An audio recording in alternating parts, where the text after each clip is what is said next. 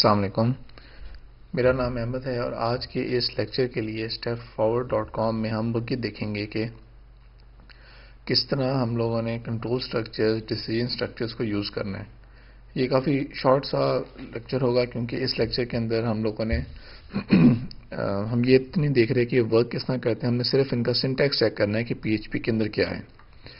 तो ये मेरी फाइल है अवेलेबल और फायरफॉक्स के अंदर मैं इसको रिफ्रेश करके देख लेता हूँ, ब्लैंक फाइल है और ठीक है, एवरीथिंग इज वर्किंग नाउ।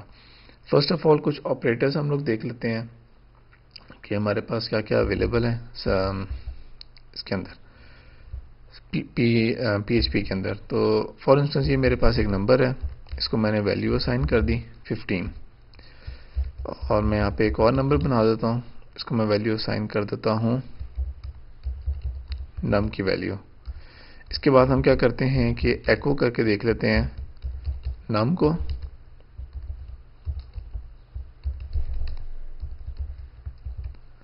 और इसी तरह हम लोग एको करके देख लेते हैं num2 को। सेव करते हैं, रिफ्रेश किया, ऑफ कोर्स दोनों की 15 वैल्यू आ रही है। अब अगर मैं num2 को 10 कर देता हूं, इधर रिफ्रेश करते हैं तो ऊपर वाला जो num था, सिंपल num, वो तो 15 ही है, लेकिन num2 जो है उसकी वैल्यू अपडेट हो गई है ऑब्वियसली। अब इसके अंदर हमारे पास एक और मेथड होता है PHP के अंदर, हमेशा कॉपी जो होता है वो कॉपी बाय वैल्यू ही होगा, अनलेस कि हम लोग ये वाला सिंटेक्स फॉलो करें।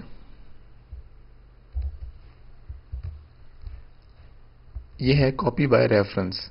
अब इसको अगर मैं रिफ्रेश करता हूं तो देखें दोनों की वैल्यू 10 हो गई है, क्योंकि अब 15 की वैल्यू कॉपी नहीं हुई बल्कि 15 एज रेफरेंस कॉपी हुआ है यहाँ पे। तो इनमें से किसी को भी चेंज करेंगे हम लोग तो उसकी वैल्यू अपडेट हो जाएगी, दोनों की अपडेट हो जाएगी वैल्यू। इसके अलावा बाकी ऑपरेटर सारे के सारे कॉमन ही हैं इसके अंदर। फॉर इंस्टेंस प्लस का operator, minus, multiply, divide, modulus, इसी तरह ही हमारे पास ये सारे ऑपरेटर्स अवेलेबल हैं, plus equal to, minus equal to, इस तरह बाकी ऑपरेटर्स के साथ। और हम इवन कंकैटिनेशन भी इस तरह कर सकते हैं, तो स्ट्रिंग्स को कंकैटिनेट कर देगा इस तरह। अब आगे हमारे पास पोस्ट इंक्रीमेंट या प्री इंक्रीमेंट और पोस्ट डिक्रीमेंट और प्री डिक्रीमेंट।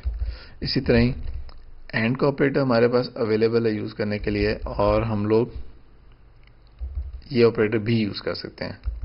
सिमिलरली और के लिए हम ये भी यूज कर सकते हैं, डबल बार। और ऑफ कोर्स हमारे पास और भी अवेलेबल है और नॉट का ऑपरेटर भी है। अब हमारे पास जो कंट्रोल स्ट्रक्चर्स अवेलेबल हैं उनके अंदर हम लोगों ने सिंपली ये देखना है कि इसको मैं सिंपल बना देता हूं और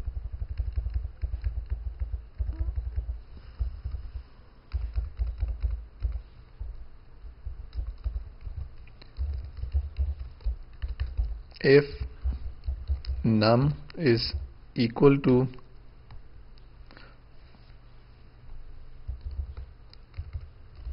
(15)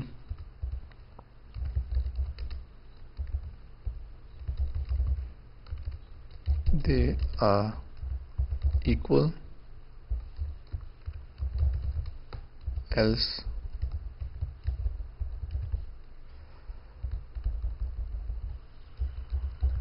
not equal। इधर आते हैं, रिफ्रेश करते हैं, इक्वल है। एक इंटरेस्टिंग पार्ट ये है यहाँ पे कि अगर मैं इसको करता हूँ यूं यूज, 15 इज इक्वल टू 15.5, इसको कह रहा है इक्वल है। ऐसे केस में हमारे पास एक और ऑपरेटर अवेलेबल है, एग्जैक्टली इक्वल टू।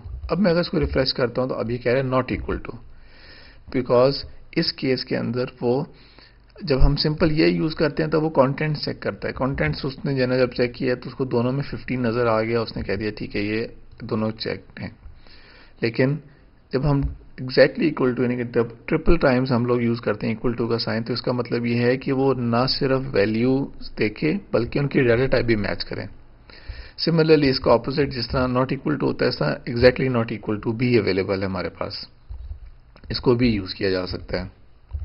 बाकी ऑपरेटर सारे के सारे हमारे पास वही हैं, less than, greater than, equal to, less than, equal to, not equal to, वो सारे ऑपरेटर सेम है, यहाँ पे सिर्फ डिफरेंस था।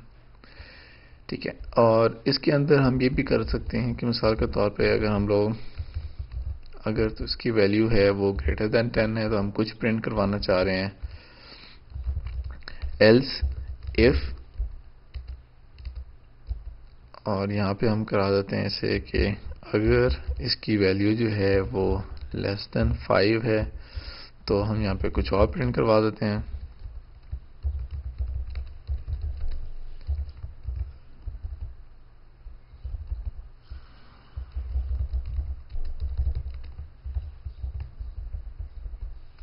और एल्स के अंदर हम कह देते हैं कि ये है बिटवीन 5 एंड 10। सेव करते हैं, इधर आते हैं, हम रिफ्रेश करते हैं। हाँ जी, यही डेमोन्स्ट्रेट करना था इसके अंदर कि एल्स इफ को हम लोग यूं यूज नहीं कर सकते जिस तरह बाकी लैंग्वेजेस के अंदर यूज होता है। इसके अंदर ये यूं कंसिडर कर रहा है कि जिस तरह एक एल्स खत्म हुआ था और एल्स एक एल्स के ब्लॉक के अंदर एक नया इफ शुरू हो रहा है, तो इसलिए PHP के अंदर ये हमेशा कंबाइंड वर्ड यूज होगा, एल्स इफ। यहाँ पे आते हैं, रिफ्रेश करते हैं हम लोग, सॉरी यहाँ पे हमने इसको मिस कर दिया, रिफ्रेश करते हैं, ग्रेटर देन 10 आ रही है इसकी वैल्यू, यहाँ पे भी ग्रेटर देन 10 आ रही है, वो एल्स ब्लॉक के अंदर उसको यूज कर रहा है। अब इस केस के अंदर हमारे पास क्या है कि क्योंकि सिंगल लाइन हम यूज कर रहे हैं, तो उसके लिए कोई प्रॉब्लम नहीं है हमारे पास। अदरवाइज हम ये वाले ब्रैकेट्स भी यूज कर सकते हैं अगर मल्टीपल लाइंस होंगी।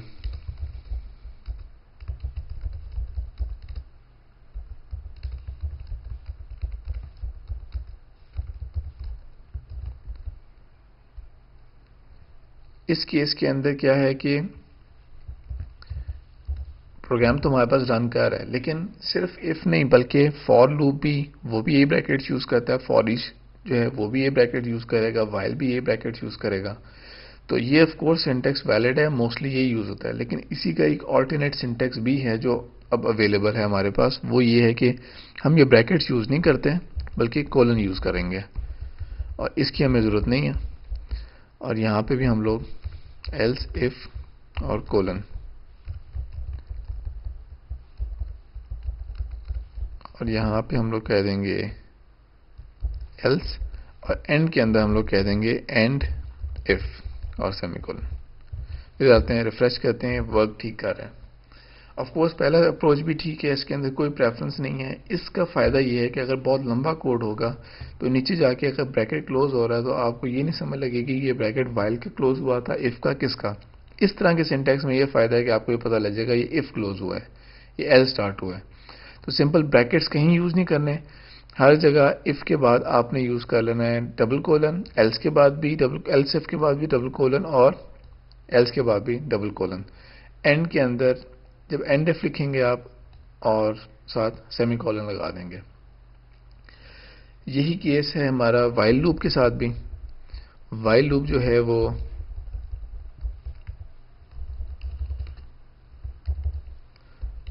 इसके अंदर में जो भी कंडीशन लिखी होगी वाइल लूप हम यूं लिखते हैं, स्टैंडर्ड तरीका ही है। तो वाइल लूप के लिए भी हम लोग क्या करेंगे, इस तरह एंड वाइल, उसका ये सिंटेक्स बन जाएगा हमारा। इसी तरह फॉर लूप भी, फॉर लूप और यहां पे हम कर देंगे एंड फॉर। तो इस तरह हम लोग ऑल्टरनेट सिंटेक्स को यूज कर सकते हैं। हमने फॉर ईच लूप देखा था पिछले वाले के अंदर, तो फॉर ईच के लिए हम किस तरह लिखेंगे, for each and for each. Syntax हमारे यहाँ पे काफी नेचुरल सिंटेक्स है। अब कुछ चीजें हमने ये देखनी है कि हमने बूलियन को हमने यूज करके देखा था लास्ट टाइम, और बूलियन के अंदर हमने देखा था कि रिजल्ट जो है वो ये भी बूलियन कंसिडर होता है फॉल्स, ये भी बूलियन फॉल्स कंसिडर होता है, और हमने देखा था ब्लैंक स्ट्रिंग भी कंसिडर होगा, जीरो भी होगा, और ऑफ कोर्स इसके साथ साथ ये भी ट्रीट होगा और ये भी, ये सारे के सारे फॉल्स ट्रीट होंगे इस केस के अंदर हमारे पास। फॉर ईच लूप जो हमने यूज किया था उसके लिए हमारे पास अगर एक है एसोसिएटिव एरे, तो हम यहाँ पे एक एरे बना लेते हैं, एसोसिएटिव एरे।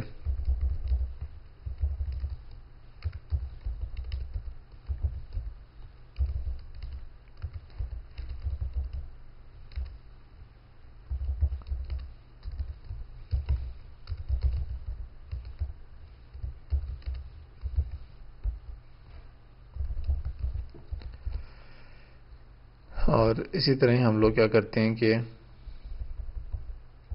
अब मैं फॉर ईच लूप से एसोसिएटिव एरे को मैंने यूज करना है। उसके क्या तरीके हैं हमारे पास अवेलेबल कि मैं यहाँ पे जो फॉर ईच का सिंटेक्स लिखना था हमने, इसके अंदर मैं लिखूंगा एरे एज की, यानी कि जो की है जिसके साथ हम स्टार्ट कर रहे हैं उसे,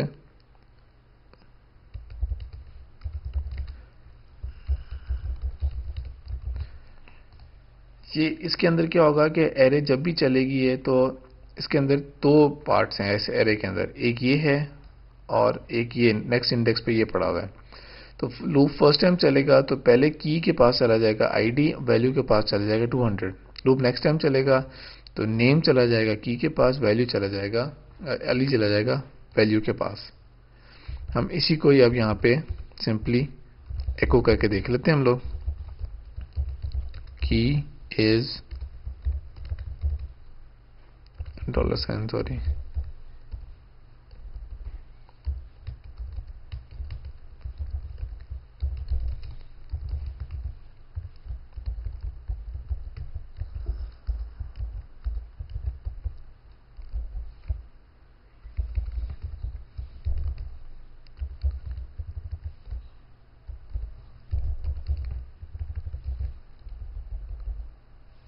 सेव करते हैं, यहाँ पे आते हैं, रिफ्रेश करते हैं तो देखें फर्स्ट टाइम जो लूप चला तो उसने आईडी ये पिक कर ली, आईडी चला गया की के पास, 200 चला गया वैल्यू के पास। फर्स्ट टाइम हमें ये प्रिंट करके दिखा देगा।